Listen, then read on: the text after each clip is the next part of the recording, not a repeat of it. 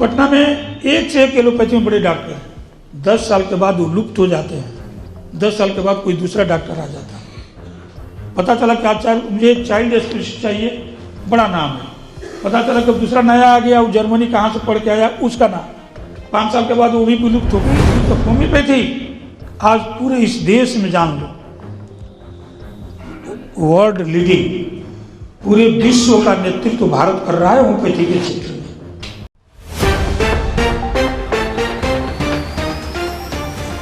Homeopathy के प्रोत्साहन पर कार्यक्रम हुआ आयोजित। प्रोफेसर डॉक्टर रामजी सिंह का हुआ भव्य स्वागत।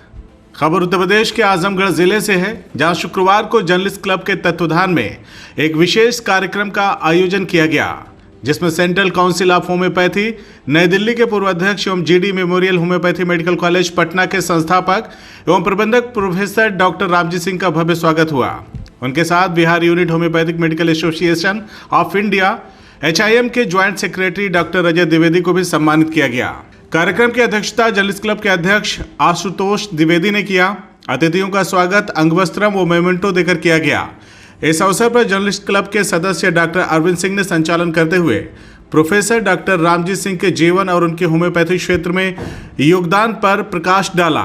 वहीं जर्नलिस्ट क्लब के अध्यक्ष आशुतोष द्विवेदी ने कार्यक्रम में विस्तार पूर्वक अतिथियों का परिचय कराते हुए यह आग्रह किया कि वे होम्योपैथी के माध्यम से आजमगढ़ के लोगों के स्वास्थ्य सुधार में भी योगदान दें। उन्होंने कहा कि होम्योपैथी चिकित्सा पद्धति पर लोगों का विश्वास दिनों दिन बढ़ता जा रहा है और ऐसे में इस क्षेत्र में व्यापक स्तर पर कार्य करने की आवश्यकता है। वहीं प्रोफेसर डॉक्टर रामजी सिंह ने कार्यक्रम में बोलते हुए होम्योपैथी के विकास पर जोर दिया। उन्होंने कहा कि हमारी बिहार सरकार होम्योपैथी को बढ़ावा देने के लिए काम कर रही है। सरकारी अस्पतालों में भी अब होम्योपैथी चिकित्सा सुविधाएं उपलब्ध कराई जा रही हैं, लेकिन इसके प्रभावी क्रियान्वयन के लिए सरकार को और अधिक चिकित्सकों की भर्ती करनी चाहिए। होम्योपैथी चिकित्सा पद्धति स्वास्थ्य क्षेत्र में एक महत्वपूर्ण भूमिका निभा रही है और लोगों का इस पर भरोसा दिनों दिन बढ़ता जा रहा है। देखिए, सबसे बड़ी बात है, सरकार से मेरा भी अनुरोध है और सरकार कर भी रही है कि जो हमारे युवा चिकित्सक पास करके निकल रहे हैं उन्हें रोजगार की आवश्यकता सबसे ज्यादा है। और हमारी केंद्र सरकार और प्रदेश सरकार भी इस दिशा में बहुत अच्छा काम कर रही है। हमारे प्रदेश सरकार ने भी लोक सेवा आयोग के माध्यम से बहुत सी वैकेंसी निकाली है और करीब करीब मैं समझता हूँ कि जो यहाँ 9 मेडिकल कॉलेज हैं उसमें 70% सीटें जो हैं वो कॉलेजों के माध्यम से भर दी गई हैं। जो सीटें रिक्त हैं उसको मेरा आग्रह यही होगा राज्य सरकार से, उसे जल्द से जल्द उसकी वैकेंसी को फिलअप करें।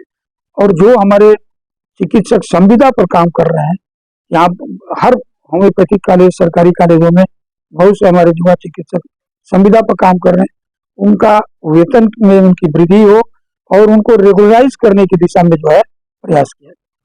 आमतौर पर जो देखा जाता है कि एलोपैथ के तमाम बड़े बड़े अस्पताल बनते हैं, तो क्या आप ऐसा मानते हैं आगे के लिए कि इसमें भी कोई रिसर्च सेंटर हो होम्योपैथ में भी, और इस तरीके के स्टार्टअप के तौर पर होम्योपैथ चिकित्सकों को भी सरकारी और बैंकों की भी सहायता मिले?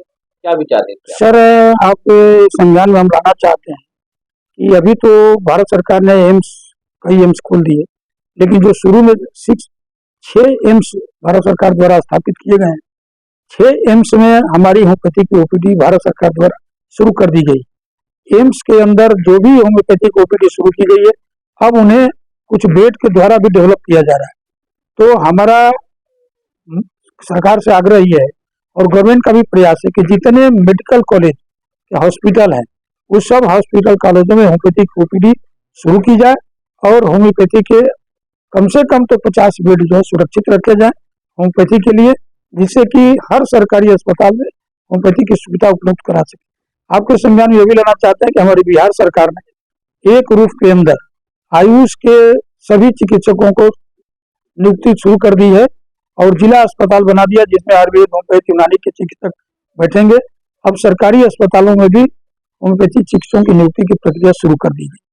डॉक्टर हेडीमैन के जो नौजवान थे उनके लिए कोई क्या संदेश है आपका? क्या देखिए, मुझे तो सौभाग्य प्राप्त हुआ है कि हनुमान साहब की जन्मस्थली को घूमने का मौका मिला, देखने का मिला। मैं पेरिस में जहाँ हनुमान साहब को दफनाया गया वहां भी मैं गया, 2 बार 3 बार हो आया जहाँ हनुमान साहब को दफनाया गया।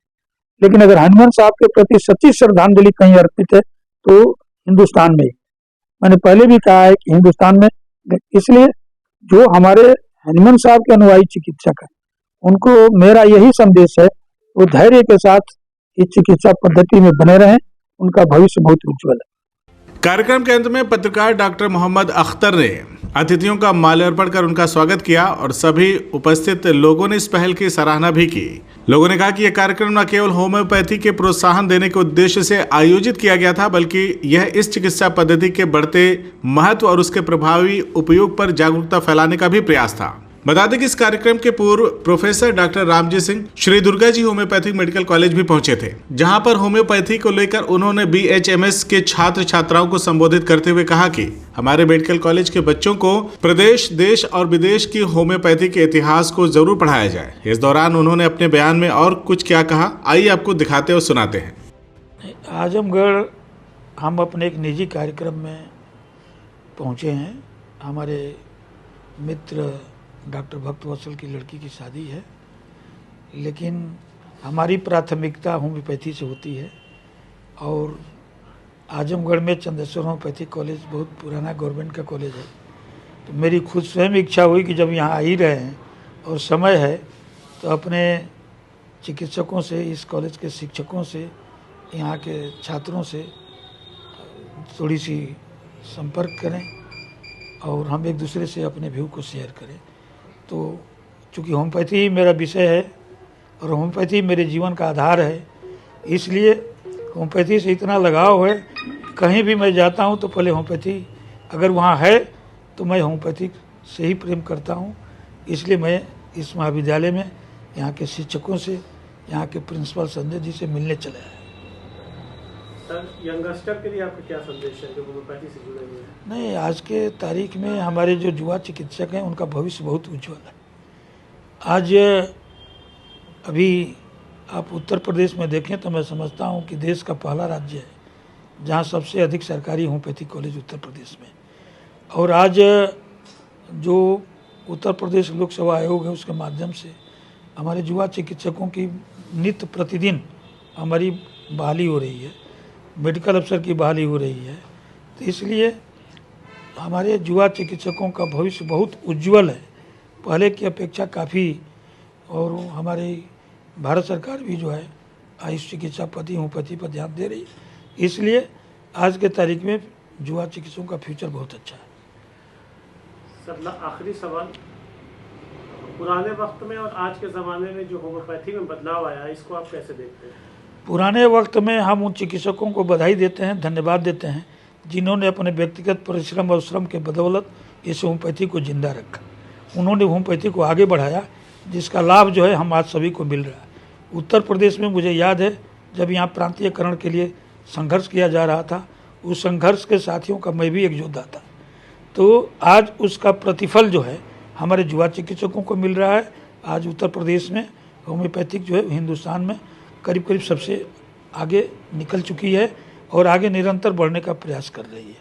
मेंबर है मेरी इतने यहाँ के कॉलेज के प्राचार्य doctor Sanjay Pandey sir, doctor Rai साहब यादव सर और सभी शिक्षकगण। मैं अभी इतना बड़ा नहीं हुआ हूँ कि सब लोग के सामने बोलूँ, फिर भी आप लोगों ने मौका दिया है तो मैं इसके लिए बहुत बहुत धन्यवाद देता हूँ। और होम्योपैथी का फ्यूचर बहुत ब्राइट है, जैसा कि हम लोगों ने सर से सुना, देखा, और आगे और भी अच्छा होगा। हम सबों को मिलकर मेहनत करनी है। जय हनुमान, जय होम्योपैथी। CIB इंडिया न्यूज की सभी खबरों को देखने के लिए लाल रंग की बटन को दबाकर चैनल को सब्सक्राइब जरूर करें, घंटी जरूर दबाएं ताकि हमारी सभी खबरों के नोटिफिकेशंस आप तक पहुंचते रहें।